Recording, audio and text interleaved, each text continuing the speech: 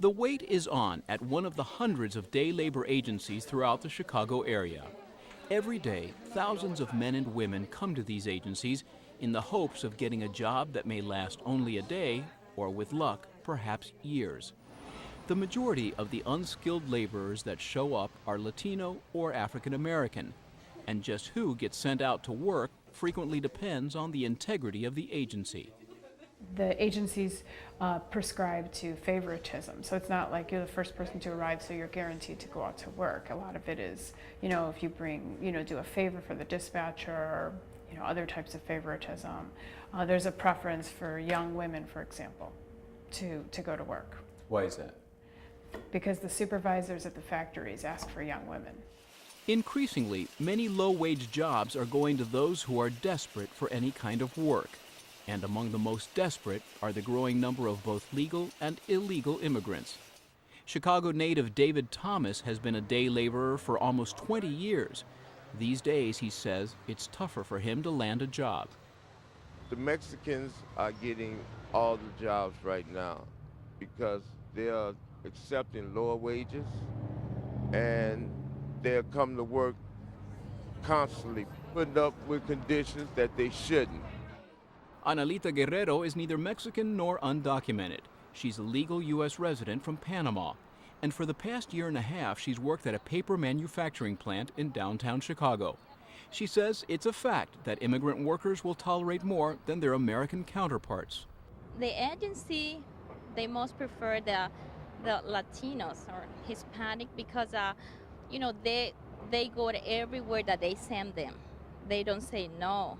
And it's a minimum wage, of course, and sometimes it's very far, a difficult job, sometimes very hard, dirty workplace, but the Latino go over there, they don't say no. Labor activists say there is some truth to the perception that immigrants are taking jobs that Americans don't want, but the reason the jobs aren't wanted is misunderstood. The African American, the U.S.-born workers stand up for their rights, and they don't put up with dangerous working conditions, for example. The African Americans or U.S.-born, they won't go back to those type of working conditions. For minimum wage, to be working in unsafe working conditions, to lose a finger, they're not going to do it. They're not as desperate as the immigrant-born. So that's where some of the tension and the conflict is created. 60-year-old Don Winston has put in a lifetime of hard work, rarely making more than minimum wage. He says one thing he will not do to earn a living is be exploited.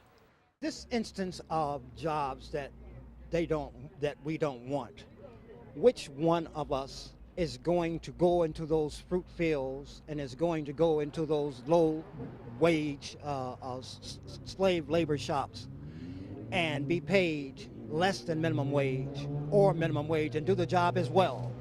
Civil rights activist James Tindwa says African Americans are unfairly being used as political fodder in the debate over immigration reform.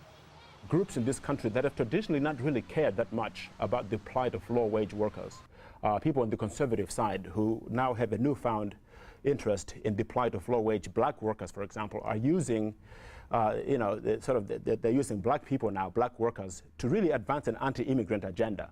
If they truly care about the plight of African American workers, they should be raising the minimum wage. They should be supporting living wage protocols that we've been pushing across the country. But if there are tensions between U.S.-born and immigrant workers, it's not readily evident among the job seekers at the day labor agencies. UIC professor Nick Theodore says that's because the current labor market has room for most all who want to work.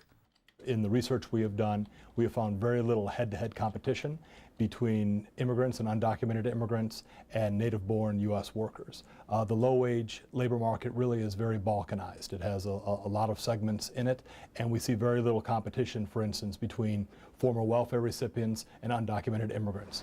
That's not to say there's a level playing field among unskilled workers. Union organizers say it's not unusual for some employers to take advantage of their immigrant workers' legal status. When an employer threatens immigrant workers, or just frankly when they threaten Latino workers, usually that's the target audience, it's really, they go after everybody and just create a fear. And so even if you're documented, which in a lot of cases people are, there's still that fear. Even if you're a temporary or permanent resident, there's still fear of somehow losing that and somehow being deported. As more American companies compete in the global economy, the pressure is on not only to remain profitable, but in some cases to stay in business. And increasingly, say some observers, it's the immigrant labor force that's shouldering the burden.